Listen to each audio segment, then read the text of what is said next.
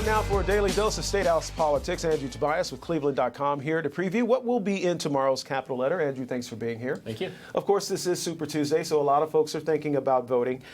We do know that Ohio's primary is going to be on the 17th of March. It's run by the state, so we don't have much of in terms of any concerns or anxiety about how the vote gets counted. But there is some issue with the delegate count of 136 as to how those will be allocated. Yeah, I'll try not to make people's eyes glaze over when I start talking about delegates, but about 1/3 of the delegates in Ohio are going to be awarded based on the results of the statewide vote. So it's pretty simple. If you get 50% of the vote, you get 50% of those delegates, as long as you meet a 15% minimum threshold.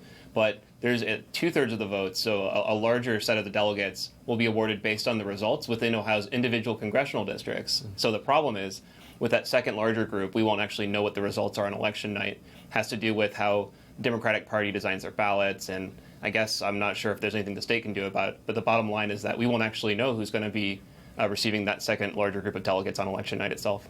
While we're talking about elections and voting, there was a ruling by a lower court in the federal system that did support the idea of extending the time that people behind bars can acquire an absentee ballot. That ruling, though, has been overturned by a federal appeals court. What is the reasoning behind that? So basically, the three judges that overturned the decision said that in order to accommodate the inmates and get them absentee ballots, it would be a hardship for the elections workers, and particularly in the rural counties where maybe they only have 2 people working at a board of elections. And so the lawsuit itself was based off of the idea that Ohio has kind of an extended deadline for people who are sick or hospitalized around the election. And the judge said that Ohio's inmates are not dramatically disproportionately disadvantaged based compared to the hospitalized people. So they basically rejected that argument.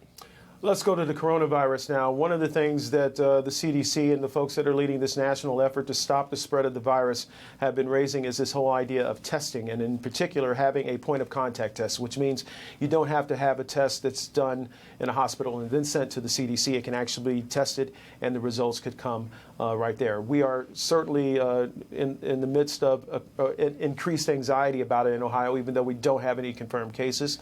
But now we're looking at the possibility of actually having a point of contact test here. Yeah, Amy Acton, who's the director of the Ohio Health Department, met with us today and told us that the state expects in the coming days to receive these tests where basically they'll be able to test people in the state, so they won't have to send them away to the federal government. So the upshot of that is that they should be able to get the testing results back more quickly, and if they're expecting that there will be a larger number of these cases, those days are very important when it comes to actually mounting an appropriate response to helping those people.